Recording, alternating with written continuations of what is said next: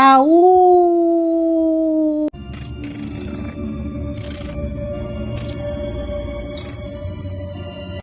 Hi guys, so quick disclaimer, there will be spoilers today, but other than that, welcome to my brand new Howling review series. Over the next few weeks and months, I am going to be delving into all 8 of these movies, though I do reserve the right to drop out of this at any time if it becomes too painful to continue, because the Howling sequels do not have the best of reputations, although I would like to try and make it at least as far as 6. Okay, so coming into this, I've seen just 2 of them before. 1 and 6. Number 1 is a classic horror film I've seen several times. Every now and again over the years I've watched it. Number 6 I saw just once back in the 90s, and I vaguely remember it being pretty good actually, but what I would think of a good film when I was a teenager is probably very different to how I would judge it now as a guy in my 40s, so I don't know if number 6 will stand up, but it's certainly going to be fun revisiting that one. So yeah, 6 of the 8 movies I've never seen before, but I do really like the first one. This is going to be a good positive start today, and now that I think about it, I'm not sure why, given what I think about number 1, why I've never tried to go on and watch 2, 3, 4 in the past.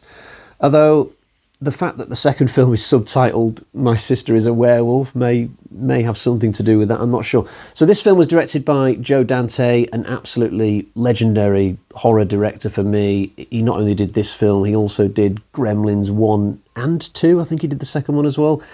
He did the original Piranha film, the best Piranha film out of all of them, and okay, it's not horror, but he also did that classic 80s film Inner Space, so just a brilliant director who I've always really liked. This film was adapted from a novel. It's got a slightly complicated novel for a horror film, or at least it's got a plot that doesn't give you everything. You kind of have to join the dots for yourself at various points throughout it. Not a film that I would recommend watching drunk necessarily. You've got to kind of be on your game a little bit, or the plot can lose you. So we focus on a bunch of journalists in this movie. They're all taking part in some kind of sting operation at the start, where they're trying to help the police capture some kind of psychopath who may also be a sex pest, maybe. It's a character called Karen, who is the main journalist taking part in this operation, and it all goes reasonably well. The psychopath gets shot to death, but not before he reveals himself as a werewolf to Karen, who then forgets what she's seen. She develops amnesia because she's super stressed about the fact that she's taken part in this thing, and she can't go back to work in the aftermath. She's way too highly strung. So the psychiatrist at the newspaper sends Karen and her husband, who also works at the newspaper, sends them to a kind of couples retreat. It's like a health spa type place in the mountains that's called the Colony. It's not very well defined, this place. There's no shot where the characters just drive up to it and we can see it in the distance and it's nicely signposted. You know, there's no kind of Bruce Willis shot in Die Hard. You know, when he drives up and he sees the Nakatomi Plaza and it's really tall over him, and you look at this place and you think, yeah, this is going to be like the bulk of this movie. We don't get a shot like that, which is kind of odd. Like 1 minute we're on the motorway and then next minute we're already at a barbecue, and it's implied that they've already been at this Colony place for like 24 hours maybe. But this place is ground zero for the werewolves. It's where the werewolves live mainly in this world. So I guess this psychiatrist back at the newspaper, who's played by Patrick Macnee, classic actor, he sent Karen and Bill to this place, I think, and I'm reading between the lines a little bit here, because I don't think this is revealed in like some big villain's monologue towards the end. I think he sent them to this place so that they can be turned and join the family, because given that the psychiatrist knows that Karen has seen a werewolf, I think he's worried that Karen will eventually remember what she's seen and reveal the existence of werewolves live on TV, maybe, like what she does at the end of the film. The psychiatrist could possibly suspect that Karen has already been given the werewolf gene at this point in the movie, even though I'm pretty sure she hasn't. So Karen and Bill go off to this place. We've also got 2 other reporters whose names are not coming to me right now, 2 younger reporters who are also a couple. They're investigating this case back in the city whilst Karen and Bill are at the Colony, but they will converge later, kind of. So we've got 4 journalists in total who are on this thing and are the main characters in the movie pretty much, and they're hoping to get to the bottom of it by hook or by crook, or by poor or by more.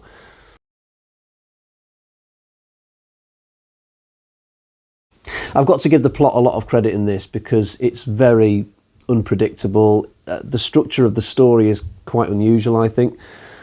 Characters die when you least expect it. People transform into werewolves when you least expect it. Right up until the end of the movie, you will constantly find yourself being surprised by the various twists and developments that happen. But this film did begin as a novel, and as a general rule, stories in novels tend to be a little bit more complex and experimental. With movies, stories tend to be more paint by numbers more often. So even though they changed a lot for this screen adaptation, that there's still a lot about it that retains that novel feel, I think. The two main characters in this are very interesting. One of them, Karen, who played by Dee Wallace, amazing actress. She was absolutely in her prime around about the time that this came out. Probably for me, Dee Wallace's two best films, this and The Hills Have Eyes. Her husband in this, I forget the actor's name, but in real life they were actually a couple as well. So they're getting to be a couple in this movie, and they were also married in real life, although the husband tragically died around about the mid-90s, I think, which is probably why he's not as big a name now as Dee Wallace. But strangely, even though they might not have been together at the point that this movie was made, they don't have a lot of on-screen chemistry together. It's kind of weird. But I think that's less to do with their ability to act with each other and more to do with the way that the characters are written in this film. They're a very loving couple as you see them in the beginning, especially on the side of Bill. He clearly loves his wife, and I'm sure that's the same in reverse. It's just that Karen begins this movie completely stressed and unable to think very clearly. But once the actual horror starts at the colony, they're just not a couple who are very well suited to dealing with this situation together. That they don't confer with each other, they don't compare notes about the weird activity they're spotting. They just don't pull together and deal with this situation as a couple. They're just very distant with each other. They're off having their own little experiences and stuff, and because there's no conferring, their stories are sort of destined to end in tragedy. But the weird thing is, take them out of this situation, they're probably just a normal loving couple who would go to the end of their lives together, never get divorced, be completely happy, but they're just not good in this situation. And there's a really shocking moment when Bill hits Karen really out of the blue, but he has become a werewolf at this point, so he's got that aggressive gene in him. But Karen's reaction is a little bit reserved for me. I mean, she looks shocked, like, oh my God, my husband's just hit me, and it is a hell of a thump that he gives her as well. But it's not that angry and shocked a reaction. I would kind of expect more if a woman was suddenly thumped by her husband after probably like 10, 20 years of marriage. We'll call it 10. Dee Wallace is not that old in this movie. But watching this scene the other night, I kind of thought to myself, I wonder, whether this husband has done this before, and the shock that Karen is expressing is like, oh my God, I can't believe he's done it again after all these years. But make your own mind up. But it is a shocking scene. Another shocking scene, but more in a good way, is the werewolf transformation, which is just absolutely fantastic in this movie. The practical effects are just absolutely stunning. You just don't get effects like that anymore, sadly. There was another werewolf film that came out in 1981 called American Werewolf in London, which also had brilliant practical effects. 1981 really was a year for werewolf movies. There was another one as well, but I can't think of the name of it. But if you spend enough time in horror communities online, eventually the question will pop up of which is better, The Howling or American Werewolf in London, and people generally attach their colours to one of those two masts. For me, I would probably side with The Howling. I've just always loved it a lot more than American Werewolf, a film that I've seen a couple of times but never really learned to love. But I think probably if there was a poll out there, I think probably more people would prefer American Werewolf. That's just the vibe I've always got. Not that it matters, but the special effects on the werewolf transformations are brilliant in both films, and I think one or two people might have worked on both movies, literally helped out with the effects on one movie and then just gone straight and helped out with effects on the other one. There is a really bad special effect though in The Howling. So we've got some amazing effects, and we've also got an absolutely terrible one. So there's a scene where Bill hooks up with Marsha, who's like the super sexy siren of the colony. They have sex next to a campfire, and I guess it's a perfectly sexy, sultry scene, but at the end of it, they kind of coil up next to each other. And we look at them from a little bit of a distance and we just see the heat of their bodies, but the effect of that is just dreadful. It's like something that you see in a Ready Brek advert from the 1980s or something. I kind of watched this the other night and thought to myself, was this like a deliberate attempt at some kind of satire or joke that I'm just not getting maybe? But I don't think it is, because if you look on the Wikipedia of this film, it does say that this effect, they had to do it this way because they literally ran out of money. So I wonder if they didn't even realise they needed this shot until late in post-production and they've come up with this. But by God, it looks absolutely dreadful.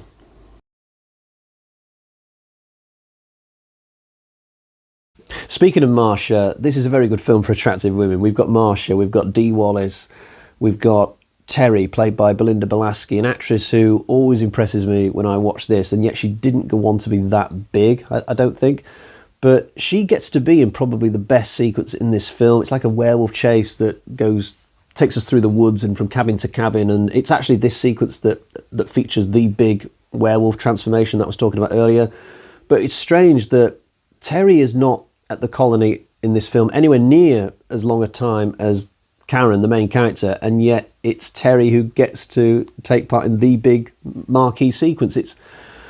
But I go back to what I said earlier about this film having a slightly strange structure about it. But if there's a reason why this film has never quite acquired masterpiece status, I mean, it is a well-respected classic horror film, but I don't think it's quite ever been pushed to that same level in people's eyes as say, Halloween or The Thing or anything like that. And I think a lot of that is down to the ending in this. The ending we get is fine, but it's not that heart-thumping, adrenaline-filled set of circumstances like you see in Haddonfield with Laurie being chased through the houses by Michael Myers or anything like that. But the thing is, we do get a sequence that's like that in this, but it's halfway through the movie. It comes at an odd time and features a supporting character rather than our main character. This film feels like if it had been done in a bit more of a normal sort of way, we would have had like a big chase involving Dee Wallace and some werewolves, throughout the woods and towards the end of the movie, but we don't quite get that. We don't get it in the way that you would expect anyway. I like the music in this film. We've got this orchestral piece that plays from time to time, like when the characters are driving in a car or when Terry's walking on the beach.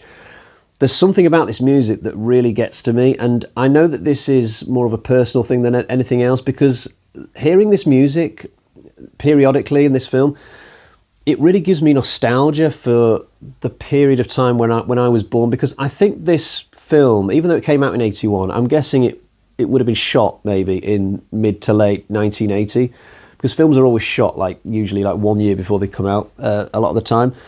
I was born in September of 1980, so whenever I hear this music in this film, for some reason it always just makes me emotional about when I was born. I can't explain why I feel that way. It's just one of those things that happens for me when I'm watching The Howling, but it's something completely unique to me anyway. But a couple more scenes I wanted to mention before I wrap up. One is the opening with the sting operation. It's really nicely shot for me. It bounces around between lots of different characters, police and pawn shop owners and Karen's husband who's listening in on a booth back at the office. The whole sequence gives me vibes of the opening to Dawn of the Dead with the journalist room in that film and all the chaos going on.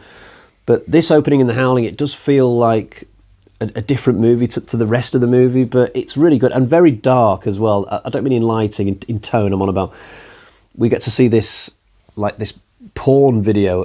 It's really disgusting. It's got a woman tied to a bed and she's being raped, and it's really nasty stuff.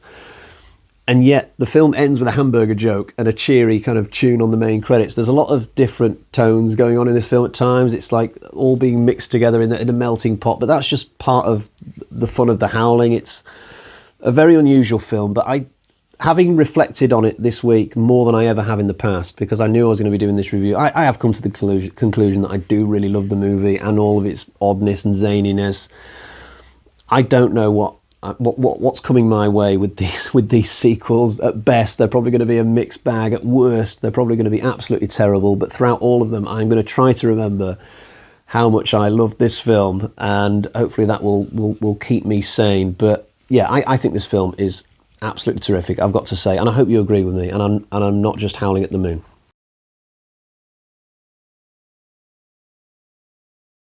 So before we wrap up, I'll quickly show you the version of the film that I've got for this. Here is my Blu-ray copy of The Howling. It was done by a company called Studio Canal, who have done such a fantastic job over the years restoring old Hammer films, and they've done an equally good job on this, because this film on this disc looks absolutely terrific. But do bear in mind, I think there might have been another release of The Howling, either on Blu-ray or 4K since this one. So just check around a bit and check out your options. But if you do go for this one, I mean, this will absolutely suit your needs. Plus it comes with quite a few special features. There's an audio commentary with author Gary Brandner. Now, I didn't listen to the commentary after watching the film this time, but I've got a vague memory of listening to this commentary a few years ago, maybe the previous time I watched this. And there are also some little doco pieces. There's something called Howling's Eternal with producer Stephen Lane. There's a section called Cut to Shreds with editor Mark Goldblatt. Maybe that will have a bit about the werewolf transformation. There's also some interviews, and there's also a look at the film's locations, which I've not seen that one actually, and I probably should, because I think I'd find that quite interesting. We might find out a little bit more about the colony. But there you have it. It is a fantastic copy of the film, this. But for now, it's time to go to the Bag of Terror and find out what sort of score I'm going to give The Howling. So we've got 1, 2, 3, 4, struggling to carry them, 4.5 out of 5. That is a terrific score. I really love this movie. It is fantastic for me. Not quite a masterpiece, but not far off it. It's definitely a movie that's given me a lot of enjoyment over the years, right back to the first time I saw it in the 90s when it came on TV, and I'm sure I will watch it several more times throughout the future. But for now, I will love you and leave you. I'll be back soon-ish to review Howling 2, My Sister is a Werewolf.